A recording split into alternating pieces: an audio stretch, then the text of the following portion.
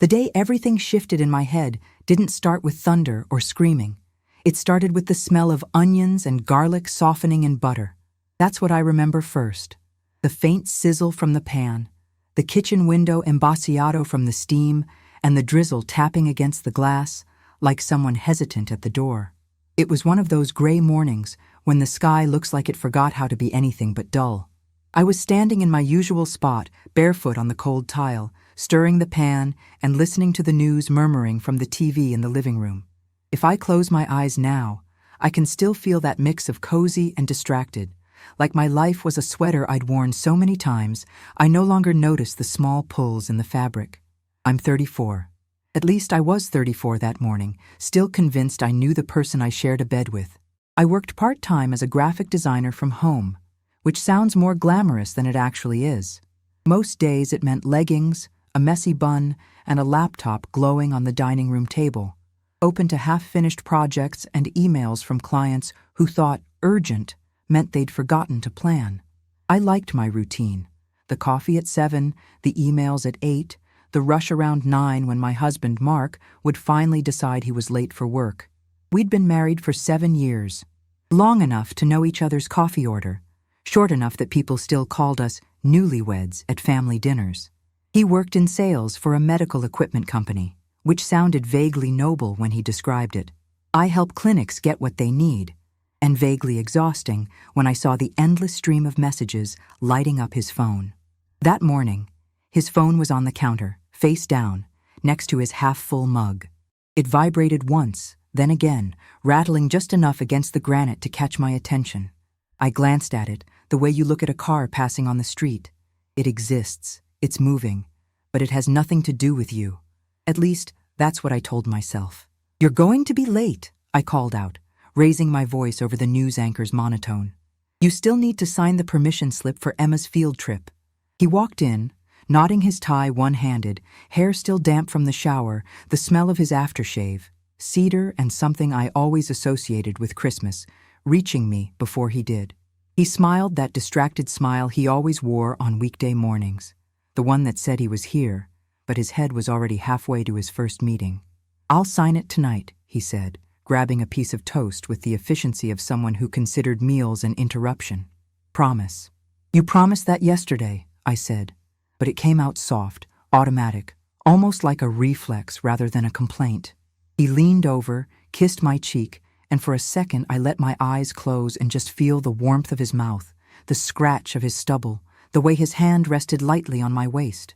I remember thinking, stupidly, that if anyone saw us then, they'd say we looked like a normal couple, maybe even a happy one. His phone vibrated again on the counter. This time it didn't stop. It buzzed, paused, buzzed again, like someone was tapping their fingernails on glass from the inside of a locked room. "Your phone's going crazy," I said. He reached for it, quick, almost sharp, flipping it over and sliding it into his pocket in one smooth movement. It happened so fast that if I hadn't been watching, I might have missed it. But I was watching. "Just work," he said, eyes flicking away. "They're moving up a meeting. I'll text you later, okay? Don't forget your appointment." My appointment. I had my annual gynecological exam scheduled for that afternoon, the kind of thing you put on the calendar and then ignore until it's staring back at you from a sticky note on the fridge. I nodded, wiping my hands on a dish towel. "I won't." He was already halfway to the door, grabbing his keys, his travel mug, his laptop bag. "Love you," he said, almost as an afterthought. "Love you too," I answered, automatic, like breathing. The door shut behind him with a soft click. The house exhaled. I turned back to the stove, stirred the pan, tasted the sauce, and decided it needed more salt. The news droned on about something I can't remember now. The rain picked up, pattering harder against the glass, and somewhere in the street, a car horn blared twice. It was, by all accounts, an ordinary morning. The kind of day you forget as soon as it ends, unless something carves it into your memory with a knife. After breakfast, the day slipped into its usual rhythm. I washed dishes, responded to emails, nagged Emma to brush her teeth properly. She was 6, all elbows and questions, with a missing front tooth and a laugh that made our small house feel bigger.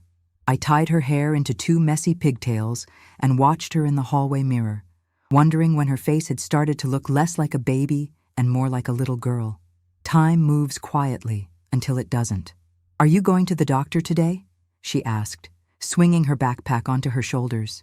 "Yeah," I said, adjusting her collar. "Just a checkup. Will they give you a sticker?"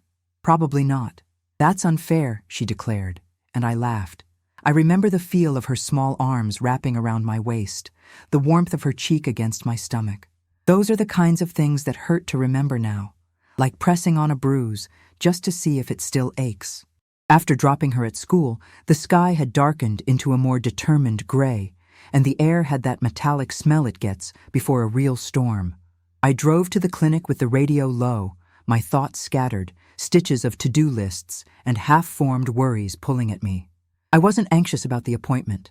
I'd been seeing Dr. Harris for years.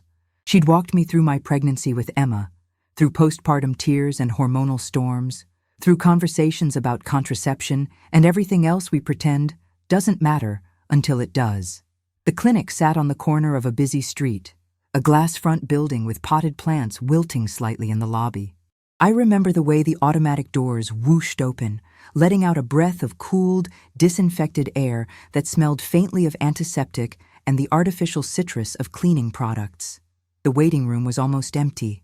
A TV mounted high on the wall played a daytime talk show with the sound off, subtitles marching across the screen like tiny soldiers. A fish tank hummed in the corner, its blue light making the plastic plants and sluggish fish look surreal, like they were part of a screensaver. I checked in at the front desk, my fingers leaving faint, damp prints on the pen. Behind the counter, the receptionist smiled with the practiced brightness of someone who had learned how to exist all day between people's anxieties and relief. "Hi, good afternoon. Name?" "Rachel Morgan," I said. My voice sounded normal, even to my own ears. 3 o'clock with Dr. Harris." She tapped on the keyboard, nails clicking lightly. "You're checked in. She's just finishing up another patient, but she should be ready for you soon. You can take a seat." I chose a chair near the fish tank, the vinyl cool and slightly sticky against the back of my thighs. I tried to distract myself by scrolling through my phone, but my thumb hovered over the screen instead of moving. My last text conversation with Mark was from the night before, a short exchange about what to make for dinner, a picture of Emma's drawing, a heart emoji from him. Normal. Safe. His chat window was like one of those framed photos on the wall of your house. You see it every day until you stop really looking, until one day someone points out a detail you never noticed and you realize you've been blind. A notification banner slid down the top of my screen. "Your period tracking app reminds you of today's appointment." I closed it, annoyed at the redundancy. Another notification popped up under it, this one from my email. "Lab results available." For a second, my stomach tightened, but the subject line showed the name of the clinic, and I remembered the blood work they'd done the week before as part of the routine exam. It was probably nothing. Cholesterol, iron levels, all those invisible things that are either fine or we'll just keep an eye on it. Still, a thin thread of unease tugged at me. I decided not to open it. It felt wrong somehow, to look at my test results alone in a waiting room with a TV talk show silently replaying strangers' drama over my head. When the nurse finally called my name, I stood up, smoothing imaginary wrinkles from my shirt. The hallway was narrow, lined with closed doors and framed prints of abstract flowers. The air felt cooler back there, the hum of the air conditioning louder, almost like white noise. The nurse weighed me, took my blood pressure, asked the same questions they always ask. Any changes in your health? Any new medications? Any chance you could be pregnant? The routine of it was oddly soothing, like following a script you'd memorized years ago. She handed me the familiar paper gown that always felt a size too small and directed me to the exam room.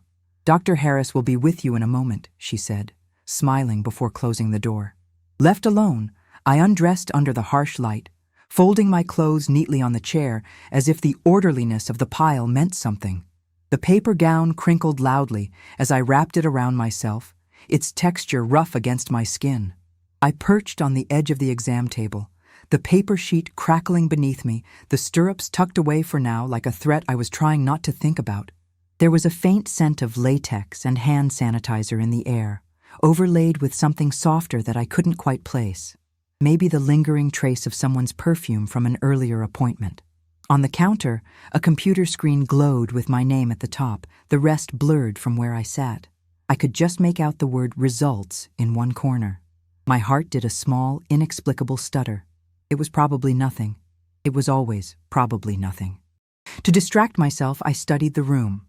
The poster on the wall explaining the female reproductive system in soft pastels, the jar of wooden tongue depressors, the box of tissues placed thoughtfully near the exam table as if anticipating tears.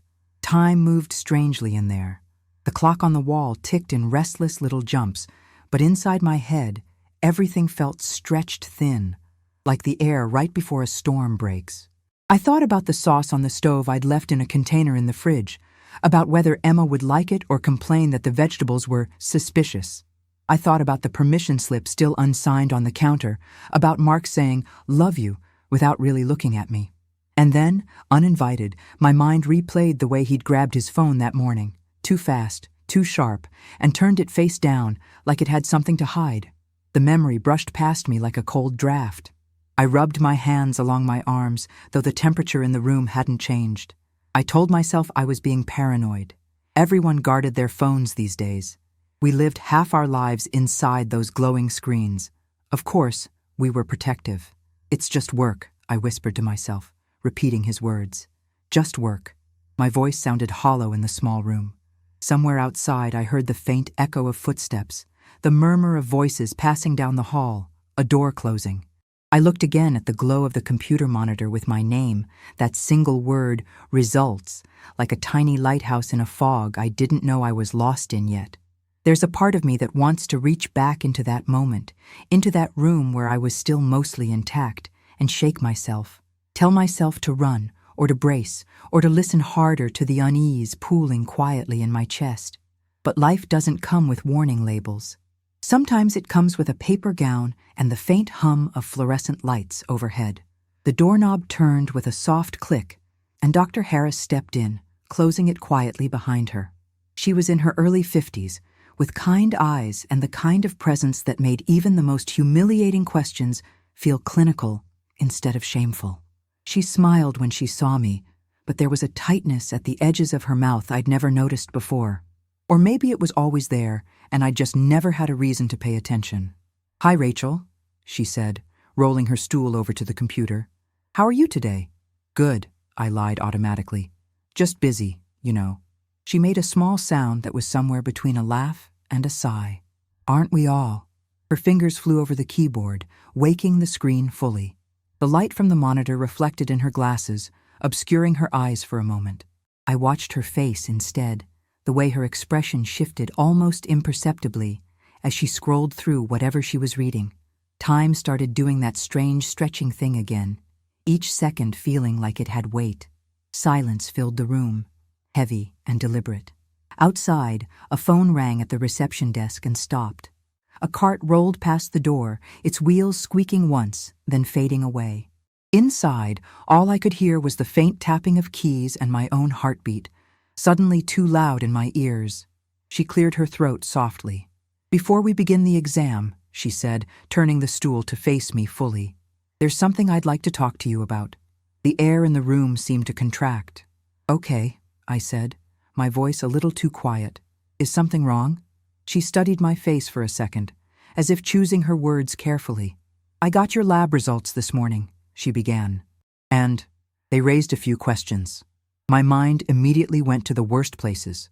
Cancer, infertility, something failing inside me that I hadn't felt yet. I felt my fingers tighten around the edge of the exam table, the paper crumpling under my grip. "What kind of questions?" I asked. She didn't answer right away. Instead, she scooted the stool closer, lowering her voice like we were about to share a secret. "Rachel," she said gently, "can I ask you something first? And I want you to be as honest as you can, with me and with yourself." My mouth was dry. "Sure. Do you trust your husband?" The question landed between us with a thud, heavy and wrong, like someone had suddenly switched the script mid-scene. For a second, I thought I'd misheard her.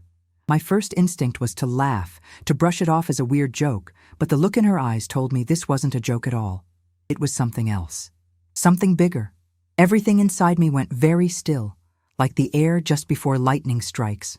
Somewhere far away, in a part of my mind not yet drowned by panic, a small voice whispered that this moment mattered, that my answer mattered. I swallowed, feeling my throat tighten. "Why are you asking me that?" I managed to say. Dr. Harris glanced briefly at the screen, then back at me, her eyes soft but unwavering. "Because your results suggest something," she said quietly. "And before I explain, I need to know how safe you feel with him, how safe you feel telling me the truth." My world, which had been built on passwords shared and holidays planned and the comfort of familiar routines, suddenly felt like it had a crack running through it from top to bottom. A hairline fracture that had always been there maybe, but that I was only now seeing under the harsh light of that room. I thought of his phone buzzing on the counter, of his quick hand, of the way he hadn't quite met my eyes when he said, "Just work." I thought of every time I'd brushed away a small doubt, because love, I believed, was stronger than suspicion. And there, sitting in a paper gown with my bare feet dangling above the cold floor, I realized I wasn't as sure as I used to be. I took a slow breath, trying to anchor myself. If stories like this also make you think, subscribe. It's the way we can keep meeting here, I imagine myself saying now to whoever is listening, because sometimes the only way to survive a story is to know you're not the only one living it. But back then, in that room, there was no audience. Just me, my doctor, and a question that felt like the edge of a cliff. My mouth opened, the first word forming on my tongue, the answer that would pull the thread and unravel everything I thought I knew. And just as I was about to speak, she leaned in a little closer, her voice dropping to a whisper, and I felt the world brace itself for what she was about to reveal. She didn't speak right away. For a second, all I heard was the hum of the air conditioner and the faint ticking of the clock above her head, stretching each heartbeat into something too long. Then she leaned closer, lowering her voice, and the words slid between us like a cold knife. "He's hiding something." It didn't make sense at first. The sentence just floated in the air, detached and unreal, like a line from someone else's life. I stared at her, waiting for the real explanation to follow. Something about hormones or stress or a lab mix-up. Something normal, something fixable. "What do you mean?" I managed, my voice cracking on the last word. My hands had started to sweat, palms slick against the crinkled paper of the exam table. "Doctor?" Harris glanced at the screen again, her expression softening into something that looked too much like pity. "Your tests came back positive for chlamydia," she said quietly. The word felt thick and foreign in my ears, like she'd just switched languages without warning. "There are some false positives," I blurted out, grasping at air. "Maybe the lab." "We confirmed it," she interrupted gently, shaking her head. "We always run a second test to be sure." My mouth went dry. I searched my mind for something that made this make sense. I pictured the last time Mark and I had been intimate, the familiar routine of it, the way I hadn't thought twice. "I've only been with my husband," I said, a little too loudly. The room suddenly felt smaller, the air thicker. "For years. Are you sure?" She gave me that steady, clinical look doctors must practice in the mirror, the one that says, "I am not judging you, but I'm not lying either." "I know this is a lot to take in," she said, "but infections like this are transmitted sexually. I have to ask again, do you trust your husband? Has there been any possibility of him being unfaithful?" The question slammed into me harder this time because now it came with evidence, with numbers and lab reports, and a name I could Google. My heart thudded against my ribs so loudly I was sure she could hear it. I felt suddenly too aware of my own body, of the thin paper gown against my skin, of the cool air between my knees and the metal stirrups tucked away at the end of the table. My fingers started to tingle, like they didn't quite belong to me. "No," I said automatically. "I mean, I don't..." He wouldn't, except the image that flashed in my mind wasn't of our wedding day or Emma's birth or any of the moments we frame and put on mantles. It was of his hand that morning, quick and tight around his phone, turning the screen away from me like he was shielding something precious. "Just work," he'd said. "Just work." I swallowed hard. My tongue felt too big in my mouth, the back of my throat thick. "Are you sure there's no other way?" I asked, hating how desperate I sounded. A past infection or something from before that just now showed up? "No," she said softly. "The markers indicate it's recent." The word recent burned. Recent meant now. Meant while he was kissing Emma goodnight and joking about mortgage payments and asking what we should make for dinner. Recent meant that while I was planning our next family vacation, he'd been planning something else entirely. Something that had followed him home and settled inside my body without my consent. My stomach lurched. For a second, I thought I might actually throw up right there on the shiny floor between my dangling feet. The room tilted slightly, the edges of my vision blurring, like someone had turned down the saturation on the world. Dr. Harris must have seen the color drain from my face because she reached out and placed a steadying hand on my forearm. Her fingers were warm, the contact anchoring me just enough so I didn't float away. "Breathe," she murmured. "Slowly. In through your nose, out through your mouth." I tried. I inhaled, and the room flooded my senses all at once. The antiseptic tang of disinfectant, the faint perfume lingering on her wrist, the slightly metallic scent of my own fear. The paper beneath me crackled as my legs started to shake, tiny tremors I couldn't control. "This doesn't mean your marriage is over," she added carefully. "But it does mean there's information you didn't have, and you deserve to know the truth." Information. Truth. Words that sounded clean and noble. Nothing like the mess of heat and nausea and shame gathering in my chest. My mind kept stuttering over the same thought. This can't be happening to me. This happens to other people. People in cautionary tales or talk shows with subtitles in waiting rooms. Not to women who cook sauce in the morning and tie their daughter's hair for school. Not to people who share Netflix accounts and grocery lists. "I'll prescribe the treatment," she continued, clicking something on the screen. "It's simple, and we caught it early. I also strongly recommend your husband get tested and treated as well. You can tell him it was routine. We can call him in." The idea of that, the two of us sitting side by side in this room while she explained what his body had brought into mine, made my skin crawl. "No," I said too quickly. I'll talk to him." Would I? Could I?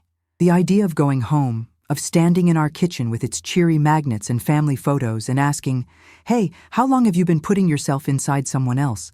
felt like trying to imagine lifting a car with my bare hands. Impossible, but somehow required. Dr. Harris nodded slowly, like she could see the war happening behind my eyes.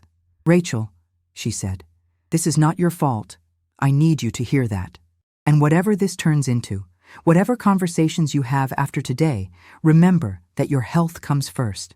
I nodded, but the words slid right over me, unable to stick. The rest of the appointment passed in a blur. The exam itself happened. I know it did.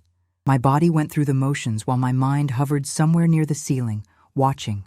Cold instruments, gloved hands, the soft murmur of instructions I followed without really hearing.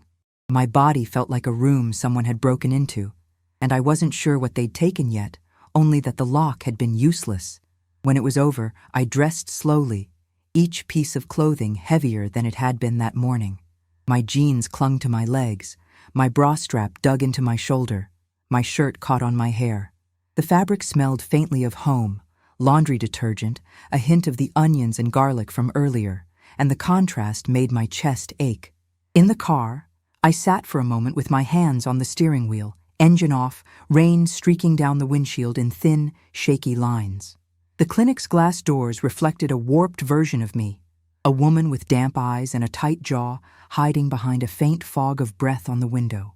My phone buzzed in the cup holder, the screen lighting up with a new message. For a second, my heart leapt into my throat, pounding so loudly my ears rang. I picked it up with fingers that didn't feel steady. It was a notification from my bank. A purchase had been made on our joint credit card. A hotel, downtown, yesterday. My stomach flipped upside down. I opened the app, thumb clumsy on the screen. There it was, a charge from a boutique hotel not far from Mark's office in the late afternoon, a time he was supposed to have been in a long meeting he'd mentioned over dinner. For a split second, I considered all the possible explanations. Conference rooms rented out by companies, networking events, clients in town. but each one wilted when held up against the reality in my lap. Recent infection, hotel charge, quick hands over a buzzing phone. My heart hammered so hard my chest ached. Heat crawled up my neck, flooded my face. My mouth filled with saliva the way it does right before you throw up. I opened the car door and leaned out just in case, the damp air rushing over my skin. The smell of wet asphalt filled my nose, sharp and grounding. I didn't vomit. Instead, my body trembled in small, violent shivers, like it was trying to shake something off that had sunk too deep. "No," I whispered, the word tearing out of me. "No, no, no, no." This was the part in other people's stories where I always thought, how could she not have known? How do you miss something like that? But sitting there, watching raindrops race down the glass, I understood how easy it is to live inside the story you want, instead of the one you have. You explain away the late nights, the distracted answers, the sudden need for privacy. You tell yourself that love is busy, not absent, that everyone gets tired, that your marriage is fine because it has to be. I drove home on autopilot, the world outside a blur of red brake lights and smeared city colors. The windshield wipers swished back and forth in their mechanical rhythm, a metronome for the cacophony in my head. At a red light, I caught my own reflection in the rearview mirror and didn't recognize the eyes looking back at me. They were too wide, the whites showing all around the iris, like an animal caught in sudden headlights. At home, the house greeted me with the same familiar sounds as always. The soft hum of the refrigerator, the faint ticking of the clock in the hallway, the distant drip of the faucet that needed a new washer. My mug from that morning still sat on the counter, a ring of coffee dried inside, the spoon resting where I'd left it. The normalcy of it all felt obscene. I stood in the kitchen for a long moment, my coat still on, keys digging into my palm. The permission slip for Emma's field trip was still on the counter, exactly where I'd left it. Next to it, Mark's pen, his favorite, the one he never let me steal from my desk, lay uncapped, a small ink smear blooming on the paper towel beneath it. I picked up his phone from its usual spot on the sideboard. The screen was dark, innocuous, just a piece of glass and metal that suddenly held the power to either confirm or shatter the fragile version of reality I was still clinging to. My fingers hovered over the side button. I had never gone through his phone before. We had each other's passwords, more out of convenience than anything else. At least that's what I'd always thought. There had never been a reason to use them. Not really. My chest tightened. A part of me still whispered, "Don't do it. Once you open that door, you can't close it again." The other part, the one still smarting from the word recent and the hotel charge and the infection with its clinical name, hissed back, "It's already open. He's the one who kicked it in." My hands were shaking so badly I almost dropped the phone when I pressed the button. The screen flared to life, asking for the passcode. I entered the numbers with a strange mix of muscle memory and dread. For a heartbeat, I half hoped it wouldn't work, that I'd misremembered, that the universe would step in and decide I didn't need to know. But the home screen appeared, his wallpaper a photo of Emma at the beach last summer, her hair wild from the wind, mouth open mid-laugh. The sight of her face hit me harder than any lab result. For a second, my knees went weak, and I had to lean against the counter to stay upright. This wasn't just about me. Whatever he'd brought into our lives wasn't confined to my bloodstream. It lived in the spaces between us, between him and our daughter, between the three of us in that framed photo on the mantel that suddenly felt like a lie. I opened his messages. My heart pounded against my ribs, each beat a painful thud. At first, there was nothing unusual. Group chats with colleagues, chains of unfunny memes, a thread with me about picking up milk. Then I saw it. A contact name without a photo, just initials I didn't recognize. Not a client, not a family member. No last name, just something casual and familiar. The most recent message previewed beneath it, a sentence that made my vision narrow. "Last night was worth the risk." My thumb hovered, trembling, before I tapped the thread. The conversation opened, and there it was in cruel, time-stamped clarity. Weeks of messages, each one another crack in the version of my life I'd been living. Flirty texts sent on days he'd come home exhausted. Hotel addresses, heart emojis, phrases I'd once believed were mine alone, "miss your body, counting the hours, can't stop thinking about you." I scrolled, my stomach knotting tighter with each line. There was a photo he'd sent, just his hand holding a hotel keycard, their inside joke spelled out in words underneath. Her replies were full of private references I didn't understand, shared moments that had existed parallel to my own without ever touching, like there had been a second life running alongside mine, barely a breath away. My hands shook harder. My mouth was so dry my tongue felt like paper. A hot, prickling heat crept up my spine and into my face. I could feel my pulse in my fingertips, in my throat, in the space behind my eyes that was starting to burn. This isn't happening to me, I thought, the words looping frantically in my head. This is someone else's story. I'm reading this on a screen, and any second now I'll lock the phone, and it'll go back to being just a rectangle on the counter, and I'll go back to stirring sauce and worrying about field trips. But the phone was heavy in my hand, too real, the messages too specific. Dates, times, places I knew. A Saturday afternoon when he'd told me he needed to go into the office. A Wednesday night team-building event that had kept him out past midnight. Each line was a match, and my memories were tinder. I scrolled farther back, and something inside me cracked. There, nestled between their plans and their jokes, were the days that had meant something to me. Our anniversary, the night of my birthday dinner, the day Emma had won her little school art contest, and he'd shown up late, flowers in hand, blaming traffic. On that day, he had sent her a message. She almost noticed the lipstick on my collar. My stomach lurched violently. I staggered to the sink and gripped the edge so hard my knuckles went white, bending over just in time as my body finally decided it had had enough. Bile burned the back of my throat as I retched, my whole torso clenching painfully. Tears stung my eyes, not the clean, dramatic tears of movies, but messy, stinging ones that blurred the edges of the world.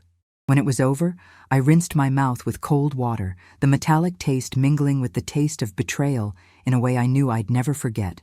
I could hear the house around me as if from a distance, the low hum of the refrigerator, the soft buzz of a fly somewhere near the window, the faint ticking of the kitchen clock marching relentlessly forward.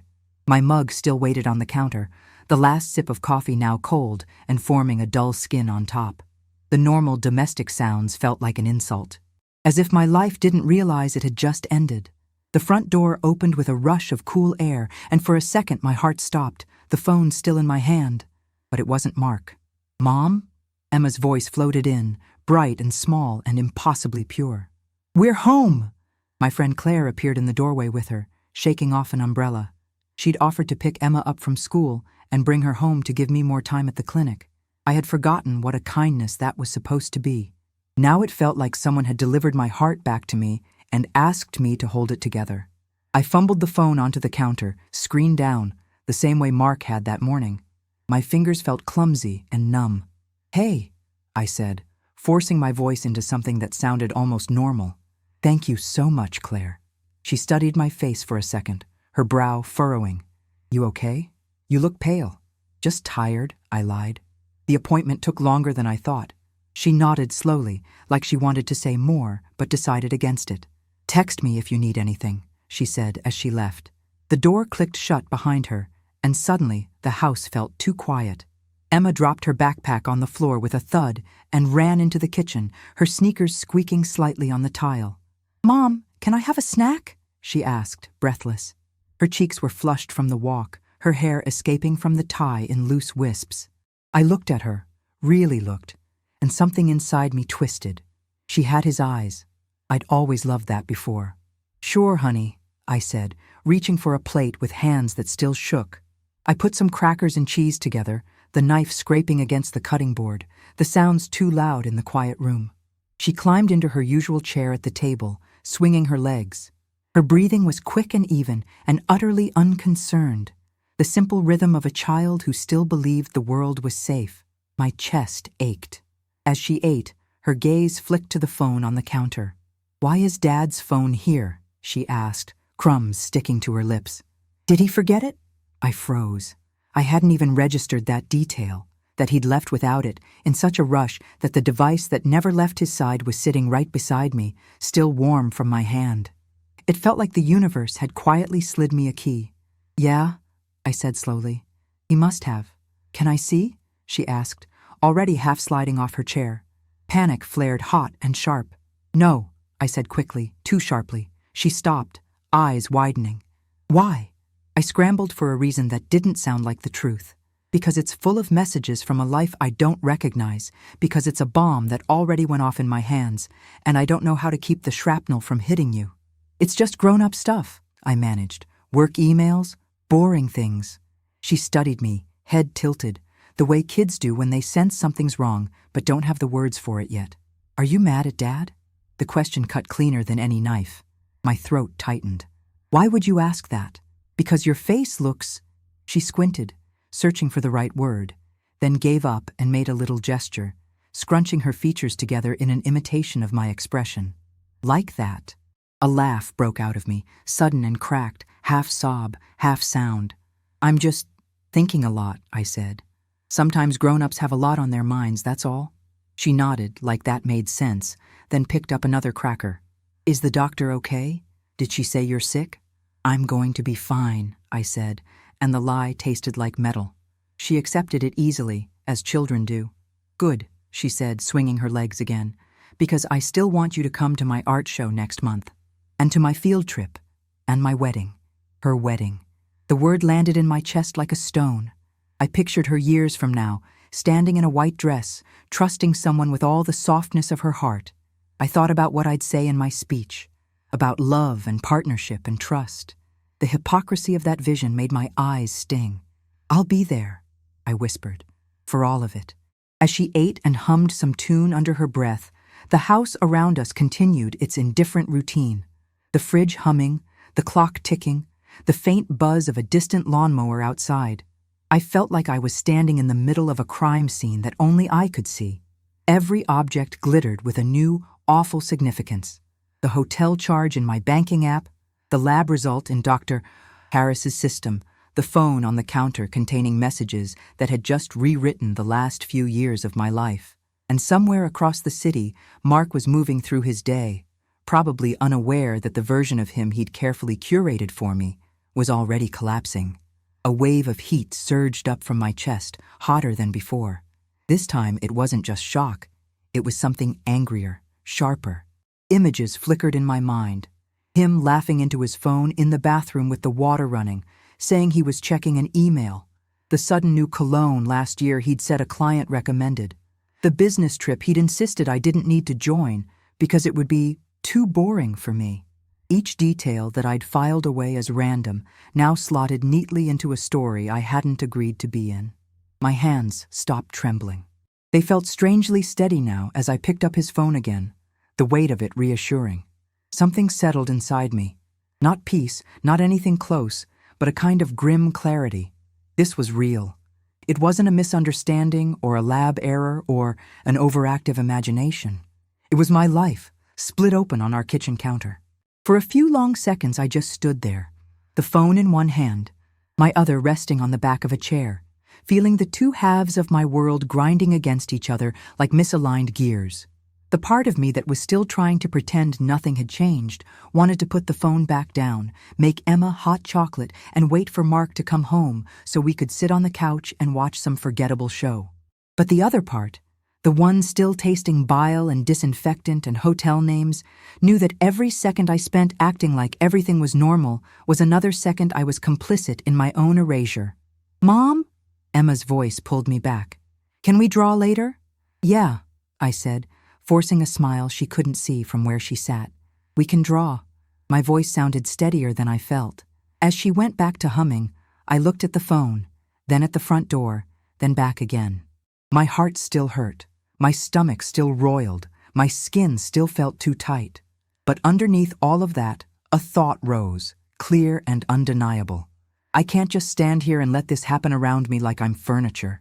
I don't know exactly what I'm going to do yet, whether I'll scream or cry or ask calm questions with shaking hands, but I know one thing with sudden, painful certainty. I need to do something. I can't stay still and let this version of my life keep pretending to exist. Eu não sentei para pensar em plano. Eu não fiz lista de prós e contras, não respirei fundo, não contei até 10. Eu fiz o que pessoas em pânico fazem. Comecei a vasculhar tudo que pudesse, como se a verdade fosse um objeto escondido em alguma gaveta e bastasse abrir todas elas de uma vez para encontrá-la. Depois que Emma foi para o quarto ver desenhos, eu levei o celular do Mark comigo para a sala e fechei a porta devagar, como se o próprio ar pudesse denunciar-me. Sentei no sofá onde, até poucos dias antes, eu me encostava ao lado dele acreditando que éramos nós, e coloquei o telefone no meu colo. Minhas mãos ainda tremiam, mas agora havia algo obstinado no meu movimento, um foco desesperado. Comecei pelo óbvio, a conversa com ela. Eu já tinha lido os últimos dias, mas rolei mais para cima, mais fundo, mais atrás. As primeiras mensagens eram mais formais, quase inocentes, como aquelas conversas que você teria com um colega de trabalho. Thanks for, você disse em inglês porra. O chat GPT disse, understood. I will restart part 3 entirely in English, from the beginning, with 8,000 to 9,000 characters, same tone, same structure, same emotional depth. Here is part 3. I didn't sit down to think like a calm, rational adult. I didn't breathe slowly, or steady my hands, or remind myself not to make assumptions. I did what people do when the floor has already cracked under their feet. I dug. I dug like someone trying to claw their way out of wet earth, frantic and breathless, believing that if I just opened enough files, enough threads, enough hidden corners, the truth would finally arrange itself into something I could understand. After Emma went to her room to watch cartoons, I carried Mark's phone to the living room and closed the door behind me gently, the way you close a door when there's a sleeping animal you don't want to startle. I sat on the couch, the same couch where we'd watched movies, shared popcorn, whispered inside jokes, and I placed the phone on my lap like it was a bomb wired to my heartbeat. My fingers hovered for a moment before I opened it again, my pulse thudding so loudly I felt it in my teeth. I didn't start with the recent messages. I went backwards, back to the beginning of the thread with her, back to when the tone was still polite, almost professional. Thanks for the help today. Nice presentation. We should coordinate schedules next week. Those were the kinds of messages you'd never look at twice. The kinds you'd scroll past if you were glancing at your partner's phone while searching for a photo. And then, weeks later, the tone changed. A little flirtation tucked between logistics. A haha you're trouble typed after 10 p.m. A don't let your wife see this, sent with a winking emoji that made my stomach twist so hard I had to put the phone down for a second just to breathe. Have you ever seen a memory rot from the inside out? Like a fruit that looked fine until you turned it over and your fingers sank into something soft and foul? That's what it felt like, scrolling through those messages. Every little detail I uncovered dripped acid into places inside me I didn't even know could burn. I found the photos next, hidden inside a folder he'd renamed with something boring. Docs. My hands shook so violently I almost dropped the phone. I tapped it open. And there they were. Not explicit photos, nothing graphic. That would almost have been easier. These were worse. Candid pictures. His hand on her knee. Her smiling into the camera while he kissed her cheek. A hotel bed behind them. Their legs tangled. A selfie of them laughing in a car. Our car, the same goddamn leather seats where Emma had spilled her juice box last year. I felt something cold crawl from the base of my spine up to the top of my skull. Have you ever felt that? I whispered to myself, though no one could hear me. That feeling when your whole life suddenly tastes different? Each image rewrote a memory. A Saturday morning when he said he had errands. A company dinner he insisted I didn't need to attend. A business trip where he bought me a souvenir mug that I had lovingly placed on our kitchen shelf. I remember thanking him for thinking of me. I remember hugging him. And now all I could think was, whose perfume was still clinging to his shirt when he chose that mug? I dug deeper. Audio files. I didn't even know he saved audio messages. But there they were. I pressed one with a trembling thumb. Her voice, whispering, laughing, calling him baby, telling him she missed him, asking whether I suspected anything. I pressed another. His voice this time, low and soft and intimate in a way he hadn't spoken to me in months. I can get away tonight, he said in the recording. Just tell him you're working late. Him. My brain snagged on that. Who the hell was him? A boyfriend? A husband? Someone else being lied to? Suddenly, the betrayal didn't feel small anymore. It didn't feel contained. It spread in my chest like the sharp scent of ammonia, blinding, suffocating.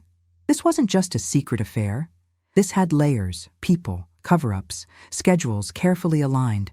And then I noticed something that made my stomach drop even harder. A familiar name in the mix. An old friend of his. Someone we'd had dinner with. Someone who had held Emma when she was a baby. Someone who had joked about marriage being tough but worth it. His name showed up in a message thread between him and Mark. Is she getting suspicious? No. She trusts me. My vision blurred.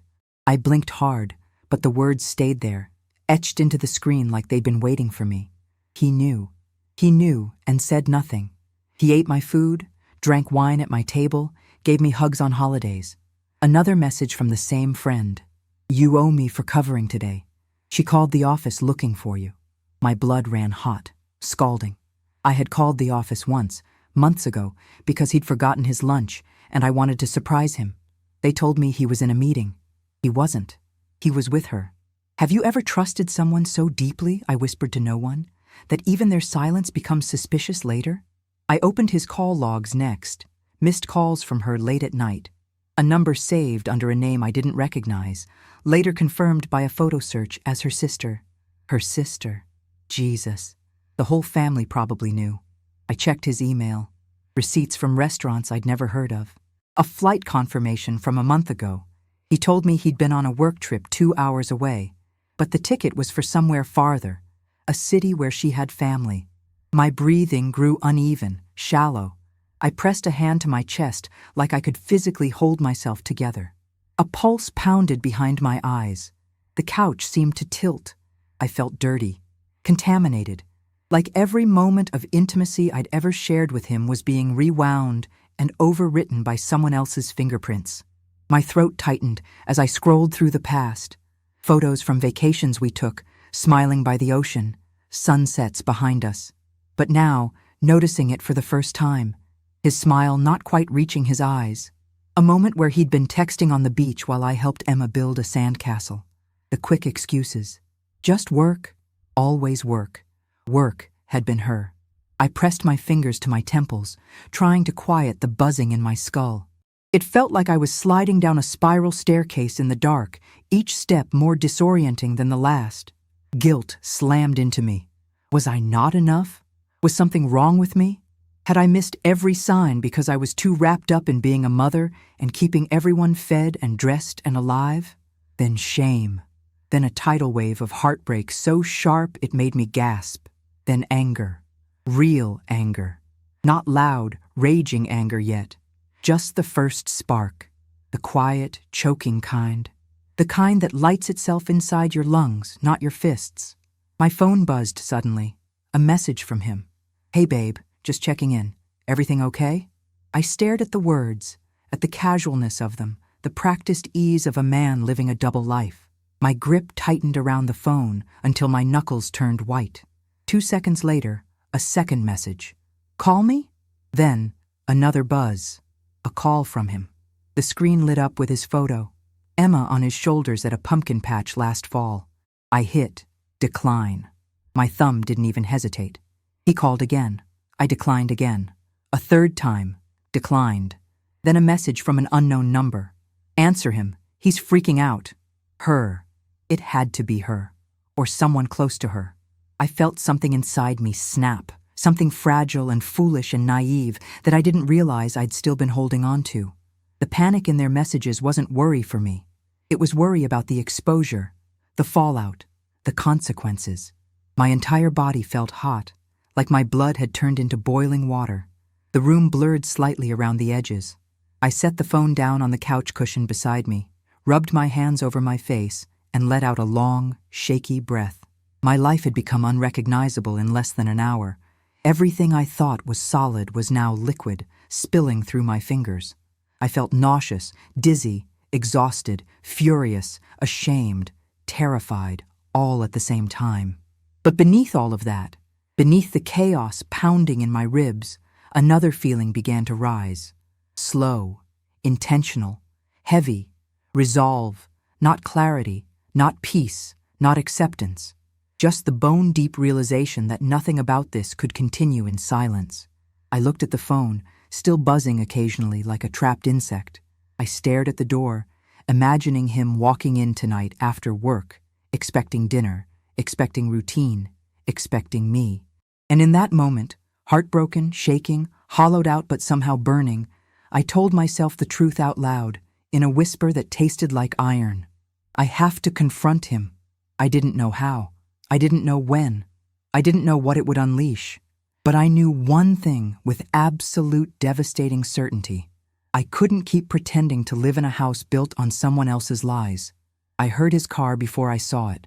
The low rumble of the engine pulling into the driveway, the quick flick of headlights sweeping across the living room wall, the familiar beep of the lock as he clicked it shut. For years, that sound meant safety to me. My husband's home. The day's done. Tonight, it sounded like a countdown. My heart was hammering so hard it made my ribs ache. I was standing in the dining room, halfway between the kitchen and the front door, Mark's phone in my hand. The house felt oddly sharp, like every object had edges now. The table corners, the picture frames, even the light switches. Emma was in her room, door half closed, humming a tune from some cartoon. Her small voice drifted down the hallway like a ghost from the life I'd had that morning. The key turned in the lock. Metal against metal. A sound I'd heard 1,000 times, now suddenly foreign. The door opened. His footsteps crossed the threshold, the familiar heavy thud of his work shoes on the hardwood. He dropped his keys into the bowl by the door like always. Habit. Muscle memory. A performance his body had learned so well it didn't know the script had changed. "Hey," he called out, voice casual. "I'm home." For a second, I almost answered in the same tone. The reflex was still there, even after the lab results, the hotel charge, the messages. The old version of me reached for his name like a well-worn coat. But the woman standing in the dining room didn't put that coat on. "Hey," I said, but my voice came out low, flat. I stepped forward where he could see me. He looked up, expecting the usual. Maybe a smile, a kiss on the cheek, a rundown of the day. Instead, he found me standing still, his phone in my hand, my eyes fixed on his. I watched the change happen in his face. First confusion, then a flicker of recognition, then something like fear that he tried to swallow quickly. "Hey," he repeated, slower. "You okay?" His gaze dropped to the phone. I saw his throat work in a swallow. His hand tightened around the strap of his bag for a split second. "You forgot this," I said. My voice surprised me. It was too calm, almost gentle. I held the phone up slightly, just enough to make the point clear. "Oh," he said, forcing a small laugh. "Right. I was wondering where I put it. Long day. Thanks." He took a step toward me, hand outstretched, but I didn't move. I didn't hand it over.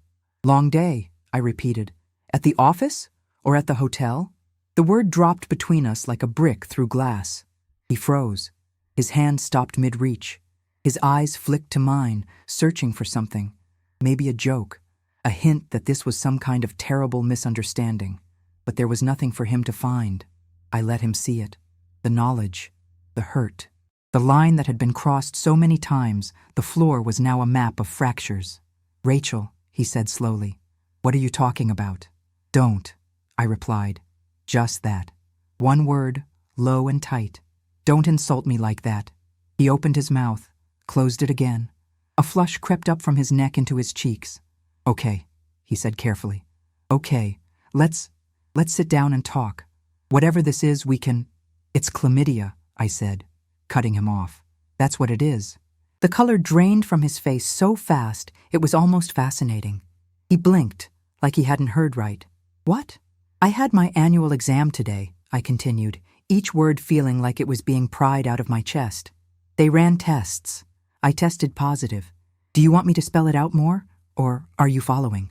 He stared at me, jaw slack. His bag slipped from his shoulder and hit the floor with a dull thud. For a moment, we were both silent. The fridge hummed in the kitchen. A car drove past outside. Somewhere down the hall, Emma's door creaked as she shifted. "Rachel," he finally said, his voice a rasp. "There must be some mistake." I laughed. It came out sharp and broken. "That's what I thought." I asked the doctor the same thing. She said they confirmed it. She also asked me a question. Do you trust your husband?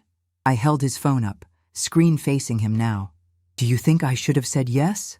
His eyes flicked to the phone and back to my face, panic flickering in them now openly. You went through my phone. That's what you're opening with? I asked, incredulous. I have a sexually transmitted infection I did not go out and get for myself. And your first concern is my manners? He ran a hand through his hair, breathing faster now.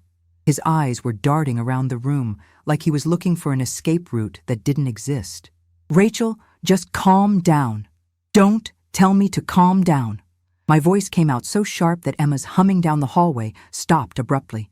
The silence that followed was heavy. He flinched, then lowered his voice instinctively. You're going to scare her. I took a step closer, the phone still in my hand, the other clenched so tight my nails dug into my palm. You already did that, I said quietly. You just don't know it yet. His eyes met mine and held this time. I watched the facade slip, layer by layer. The husband, the father, the man with meetings and traffic complaints, and just work. Underneath, something raw and cornered. How long? I asked. No preamble, no build-up. Just the question that had been burning a hole in me since I'd left the clinic. How long have you been sleeping with her? He swallowed. His gaze skittered away, then came back, then dropped again. He was buying time, trying to arrange lies in his mouth. It's not what you think, he said. I almost laughed again. Do you hear yourself? Do you actually hear how pathetic that sounds? There are messages, Mark. Photos, hotel bookings, flights, audio, bank statements, my test results. What exactly do you imagine I think this is? He exhaled sharply, shoulders sagging a little. It wasn't supposed to go this far. That's not an answer. His jaw flexed. His eyes were glossy, but not quite with tears yet. A year, he said finally, barely audible. My ears roared. What? A year, he repeated, louder this time, and the word felt like a blow to my stomach. It started last spring. Last spring. I could see it now. The rainy weekend we'd stayed in and baked cookies. The new cologne he'd bought for work. The sudden spate of late meetings. Our anniversary dinner where he couldn't quite look at me when he clinked his glass against mine. Who else knew? I asked. Besides you and her. His mouth tensed. No one. Don't lie to me. My voice trembled now, anger rising like bile. I saw the messages. Your friend covered for you when I called. You owe me for today. Ring a bell? He flinched, his shoulders hunched, like he'd been punched. He knew a little. I didn't tell him everything. But you told him enough to use me as a joke in your messages, I snapped. I read them, Mark. I saw the part where you laughed about my almost seeing lipstick. Was that fun for you? Did that feel like love? He scrubbed his hands over his face, a strangled sound escaping him. I didn't mean to hurt you, he said into his palms, the words muffled. I stared at him, something icy sliding into place inside me. You didn't mean to hurt me, I repeated slowly. You just meant to lie to me every day, to climb into our bed after you'd been with her, to look our daughter in the eyes at breakfast and kiss my cheek and say, love you, on your way out. But no, of course, you didn't mean to hurt me.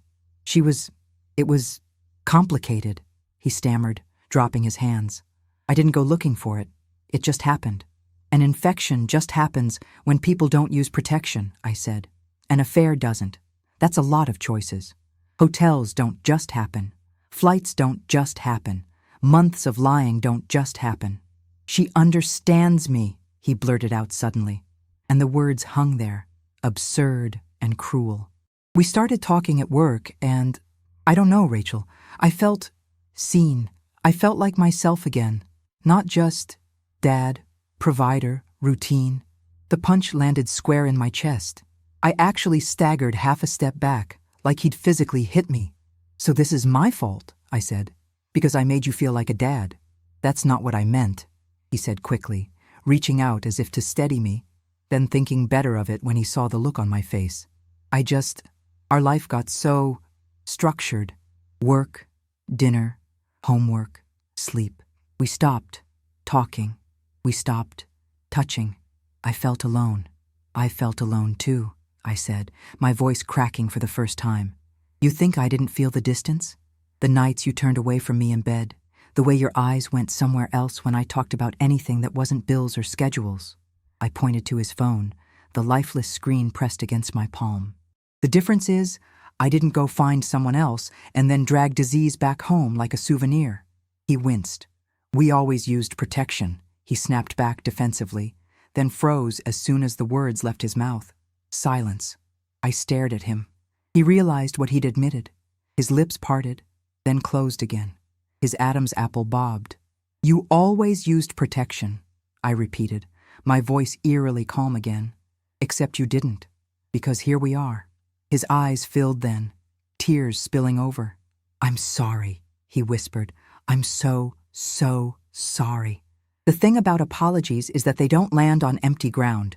They land on history, on all the times someone could have chosen differently and didn't.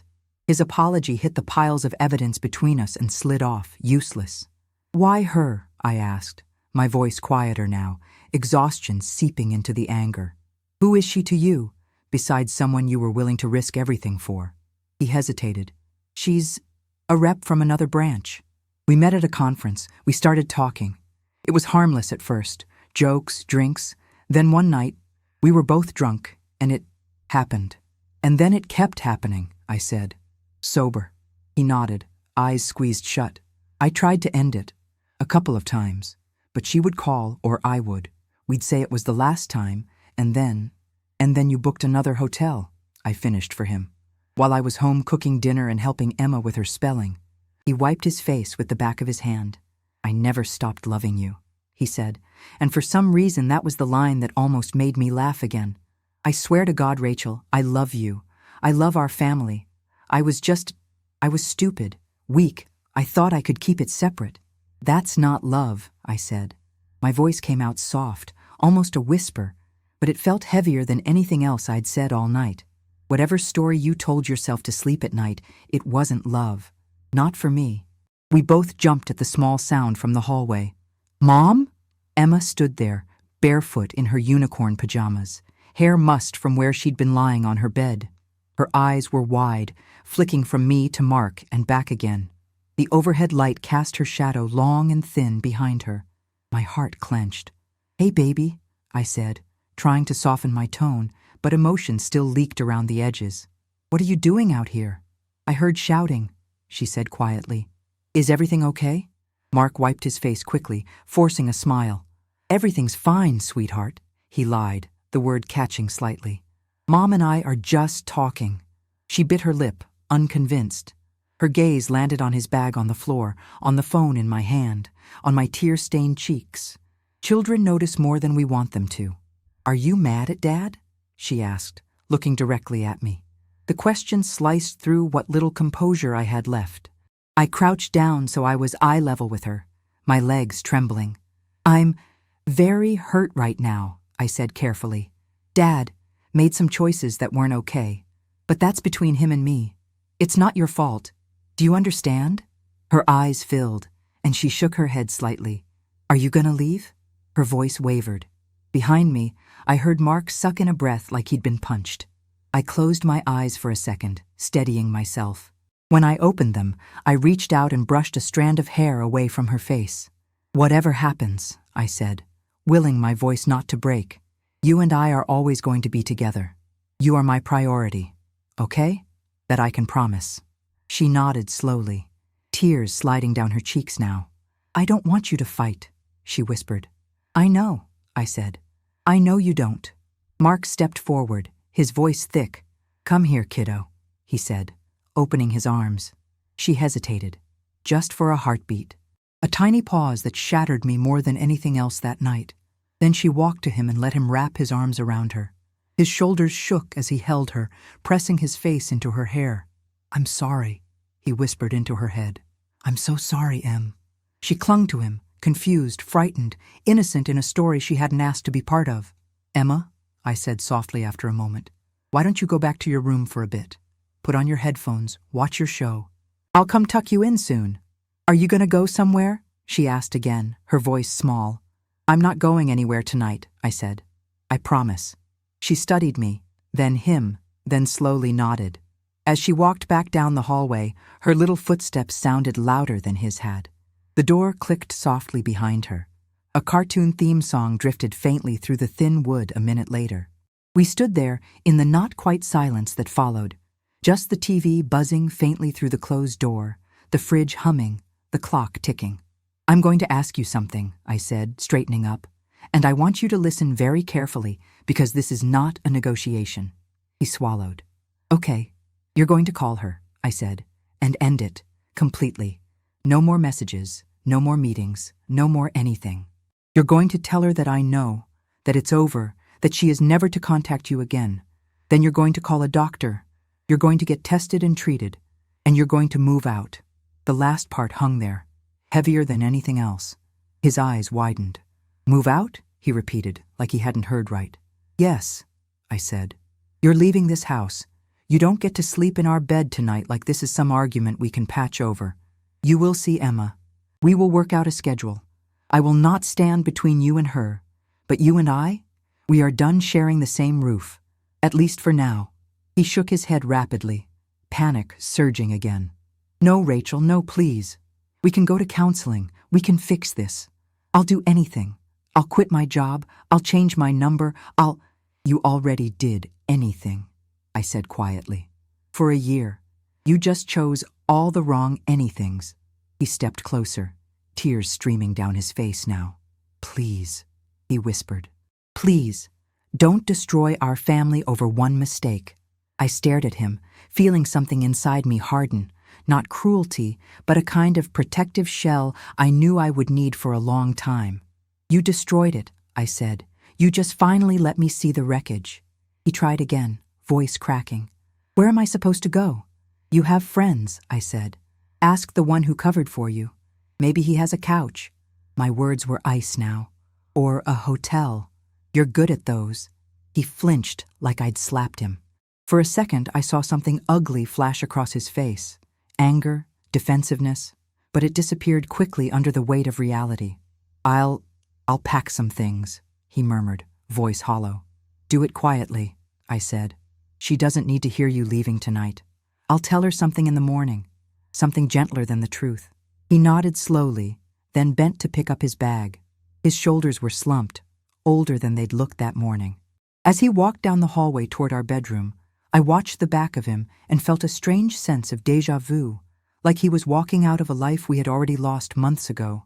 I just hadn't seen the moment of impact. Drawers opened and closed in the bedroom. Hangers scraped on the closet rod.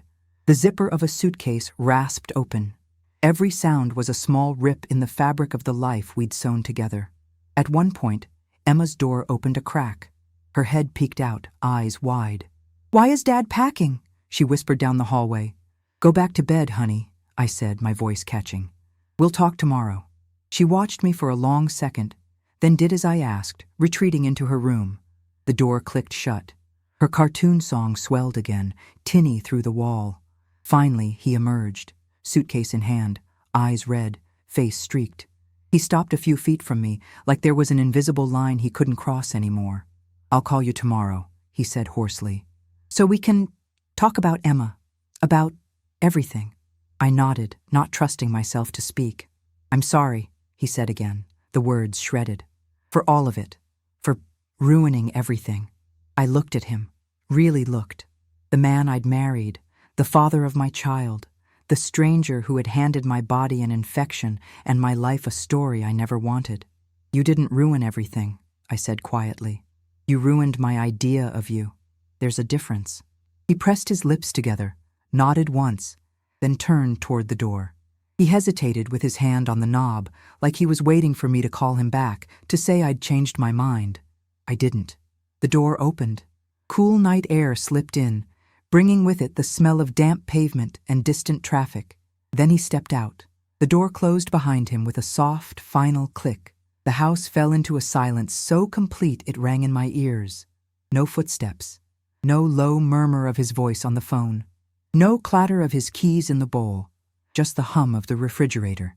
The quiet whir of the heater. Emma's cartoon theme song fading as the episode ended. I stood there in the middle of the dining room, surrounded by the same furniture, the same photos, the same walls, The same life, technically. But as the silence wrapped itself around me, thick and heavy, I understood with a clarity that hurt. Nothing inside this house would ever be the same again. Winter arrived quietly that year, slipping into the house the same way grief had, slow, cold, and without asking permission. The weeks after Mark left unfolded in strange, uneven rhythms. Some mornings I woke up certain I couldn't get out of bed, and other days I found myself reorganizing the entire kitchen before the sun had fully risen, as if motion itself could keep the emptiness from swallowing me. November bled into December. Christmas lights appeared slowly around the neighborhood, but I didn't put ours up the way I usually did. Emma asked why, her small hands resting on my arm as we stood in front of the box labeled Holiday. I swallowed hard and told her, "We'll do a smaller version this year." She nodded like she understood, even though her eyes told me she didn't. Not fully. Instead of the big tree we used to assemble together, I bought a small one and placed it on the side table by the window. Emma decorated it with paper snowflakes she made at school. When she finished, she stepped back and said, "It's tiny, but it's cute." I kissed the top of her head, grateful for her simple acceptance. That year taught me that children bend where adults break, that their hearts bruise differently. Mark saw her every other weekend. The custody arrangement was civil on paper, brutal in practice. Handoffs in parking lots, backpacks forgotten at one house or the other, the quiet sadness of watching my daughter wave from the backseat of a car that no longer belonged to me the way it used to. He and I barely spoke except for logistics, each conversation clipped and practical. I hired a lawyer. He hired a lawyer. Papers were drawn, signed, redrawn, re-signed.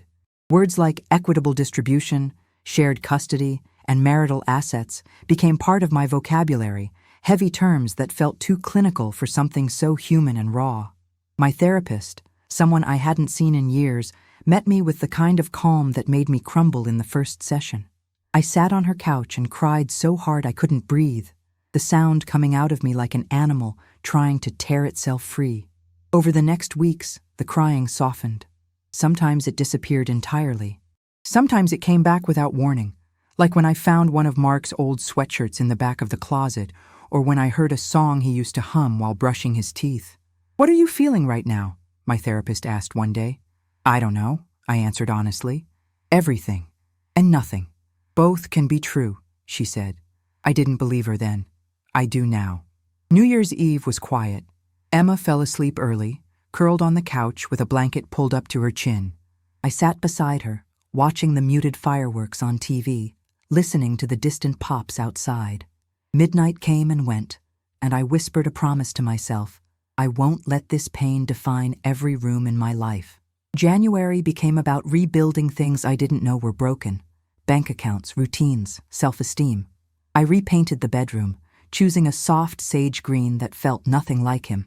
I moved the bed to the opposite wall, rearranged the furniture, donated the comforter set he liked, threw away a mug he bought me during one of the trips that now had an entirely different meaning. It was strange how much changing a room could change the air inside it. I also learned how to fix things. Literal things. A leaking faucet. A loose cabinet hinge. The broken drawer in the bathroom that had annoyed me for years.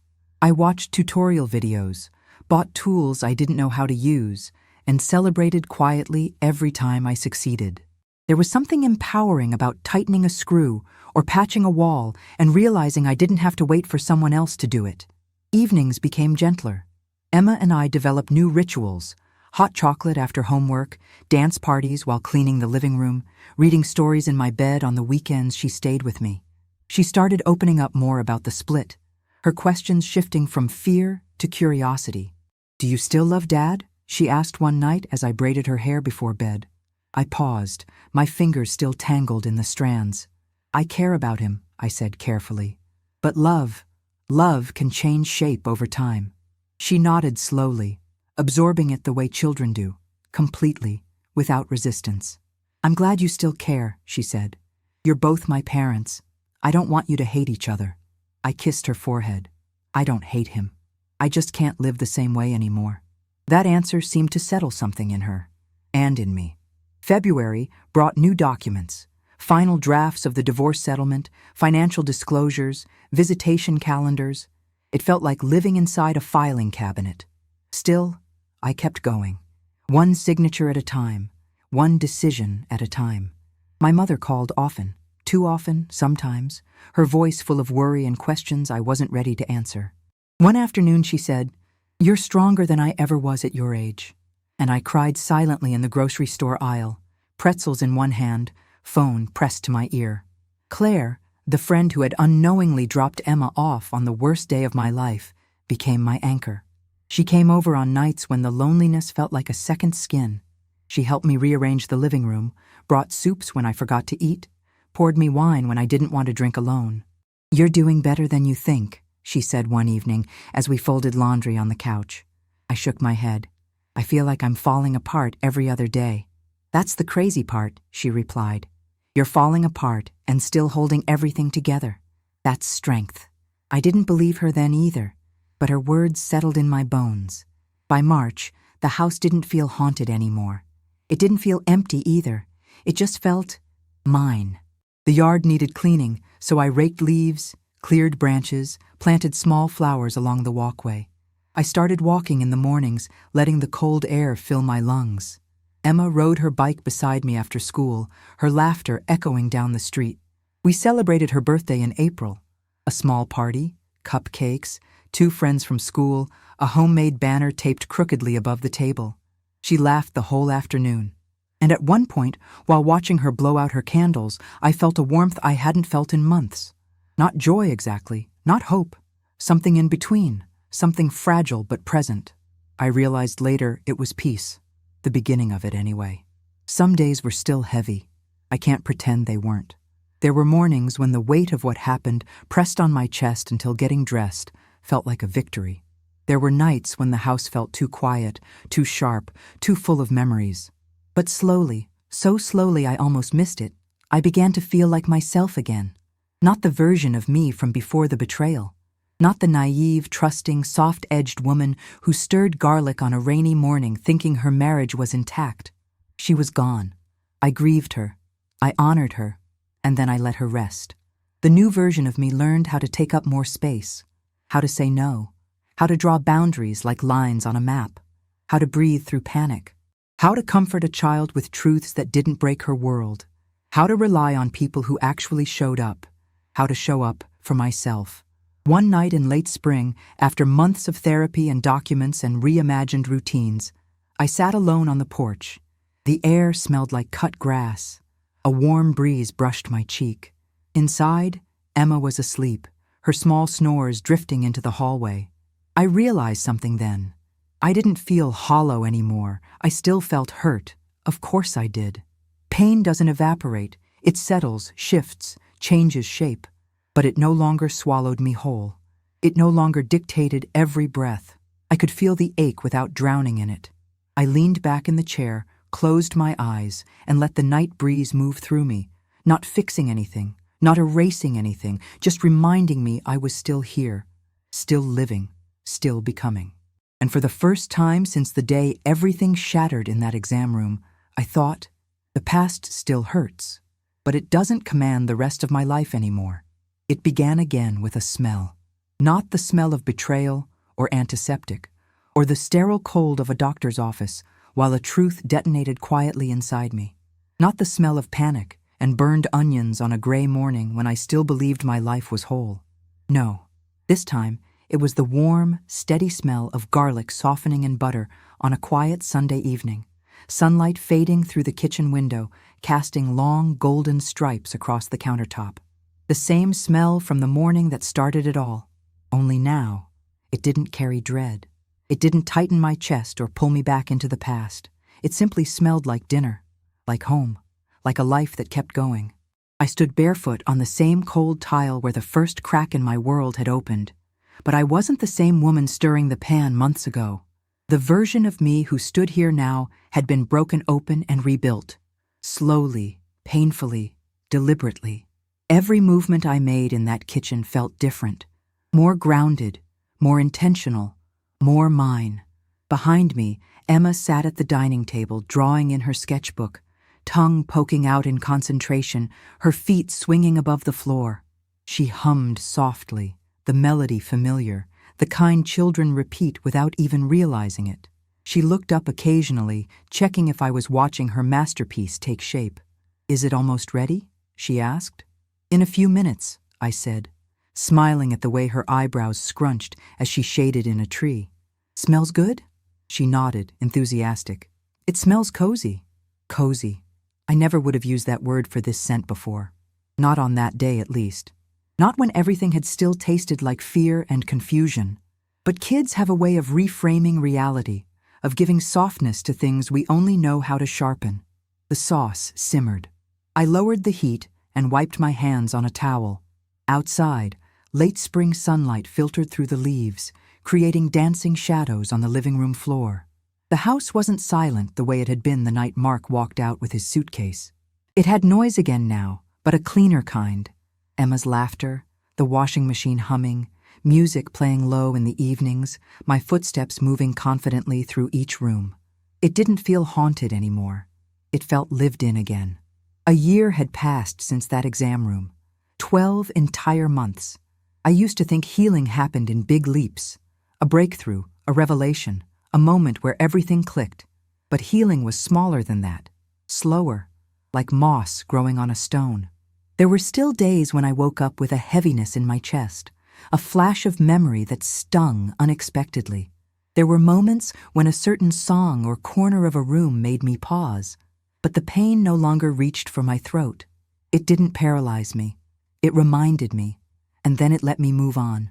Therapy had helped, tears had helped, laughter had helped, long walks with no destination had helped. But what helped the most was realizing that I wasn't trying to get back to who I was before. That version of me deserved love and compassion, but she wasn't coming back. I was building someone new, and she was stronger, not harder. Strength is different from hardness. Strength bends, flexes, learns. There were nights when I held Emma as she cried because she missed the way weekends used to be. There were nights when I cried after she fell asleep because motherhood doesn't give you a handbook for explaining betrayal through gentle metaphors and bedtime stories. But little by little, she learned her own resilience too. "Are you happy?" she asked me once, months after the dust had settled. The question startled me. "I'm working on it," I answered honestly. She nodded, satisfied in that simple way children are. "Me too," she said. "It feels easier now." She wasn't wrong. Mark and I had found a rhythm. Not friendship, at least not yet. Maybe not ever, but civility, respect, boundaries. We communicated about Emma with clarity, without venom. The anger that once burned through me had cooled into something manageable, something that allowed me to breathe without wincing when his name popped up on my phone. He apologized again, more sincerely this time. But apologies aren't glue. They don't fix what was shattered. They simply acknowledge the pieces. Still, acknowledgement mattered. "Thank you," I told him, when he finally said the words without excuses wrapped around them. It wasn't forgiveness. It wasn't reconciliation. It was closure. Some people think the end of a marriage is a tragedy. Maybe it is. But sometimes, it's a liberation disguised as a heartbreak. Sometimes, the worst day of your life is the one that forces you to meet the version of yourself you were always meant to become. Spring turned into summer. Emma learned to ride her bike without training wheels. I learned to sleep on my side of the bed without feeling the ghost of someone beside me. We redecorated the living room together. New curtains, new colors, new artwork. I sold the couch where I'd discovered the truth. It went for $50 on a neighborhood app. I didn't feel sentimental when it left. I watched the strangers carry it away and thought, take it. Take the memories with it. I learned to sit alone in silence without feeling lonely. I learned to cook for two without imagining a third plate. I learned to trust myself again, slowly, carefully, with patience. Somewhere along the way, life stopped feeling like something I was surviving and started feeling like something I was shaping. One afternoon in early summer, I sat on the porch watching Emma chase fireflies in the yard. The light around her flickered gold and soft, the air warm on my skin, the faint smell of dinner drifting from the kitchen window. For the first time in a long time, I felt grateful, for everything that had broken, because it had cleared space for something else to grow. Not a fairy tale, not perfection, not a shiny, Instagram-ready transformation. Just truth, just resilience, just the quiet miracle of starting over. The garlic simmered again that evening, the same smell as the beginning, but now it held no omen, no shadow, no warning. It was simply part of my life, one of the many things that stayed while everything else changed. I took a slow breath, resting my hands on the railing, letting the night settle around me. The worst day of my life had become the doorway to a version of me I would never have met otherwise. Stronger, clearer, softer in the right places, sharper in the necessary ones. Someone who knew how to stay, how to leave, how to rebuild. Someone I was proud of. And if I'm honest, someone I was finally getting to know. I glanced inside at the warm light spilling across the kitchen tile, at Emma dancing around with fireflies cupped in her hands, and I felt something settle inside me. Not closure, not the end of a story, just peace. A soft exhale of acceptance, a quiet beginning.